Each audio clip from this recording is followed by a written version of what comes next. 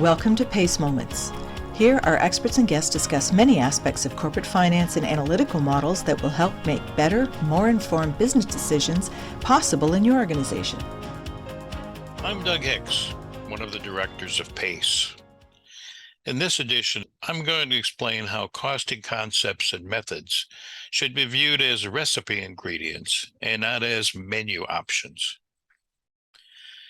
Resource consumption accounting, lean accounting, activity-based costing, life cycle costing, throughput accounting, GPK, time-driven activity-based costing, economic value added.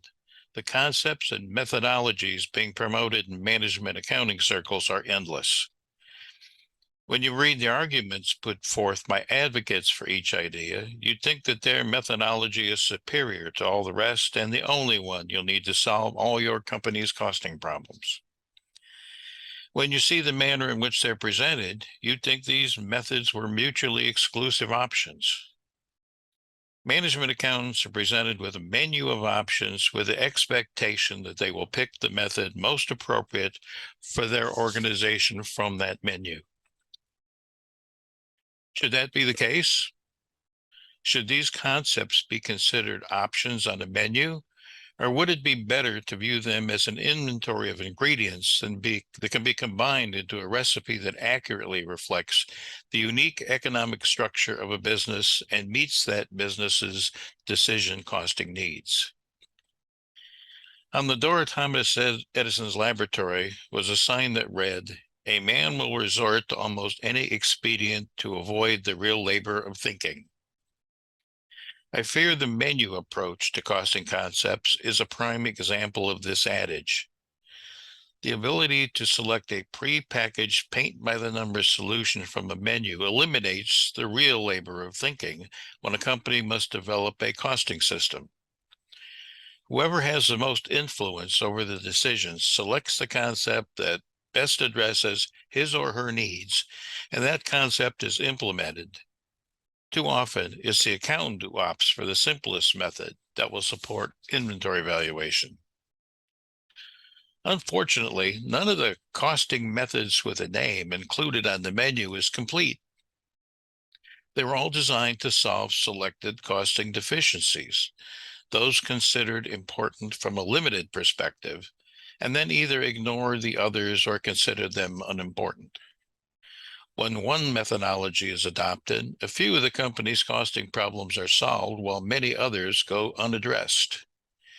Each menu item does, however, have an important economic truth at its core that may be critical to the creation of a valid cost model for an organization. For example, activity-based costing emphasizes the need for costs to flow logically from their incurrence through activities to products or services following cause and effect relationships. Economic value addresses the failure of accounting costs to reflect true economic cost and the absence of cost of capital from traditional cost measurements. Lean accounting highlights the importance of value streams, throughput time, and non-value adding activities. And resource consumption accounting emphasizes the measurement and management of capacity utilization. If cost information is to be accurate and relevant to decisions, why wouldn't an organization want the economic truth that only can be gained by applying the individual truths at the core of each of these critical concepts?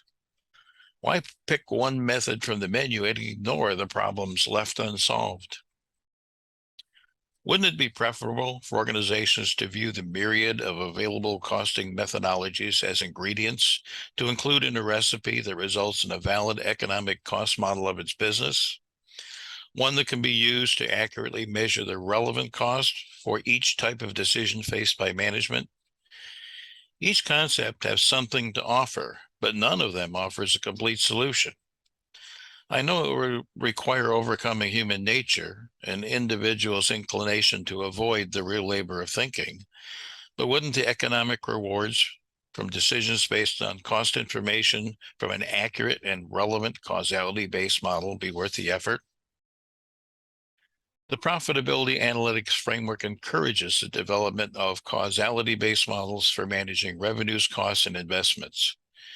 An effective cost model will incorporate the key features underlying each of the costing methodologies on the menu and provide decision makers with the fact-based cost information they need to make quality business decisions. That's my point of view. What's yours? Let us know by posting your comments in PACE website's forum. We would love to hear from you. Thank you, and I hope to talk with you again soon. Thank you for listening to our PACE Moments podcast.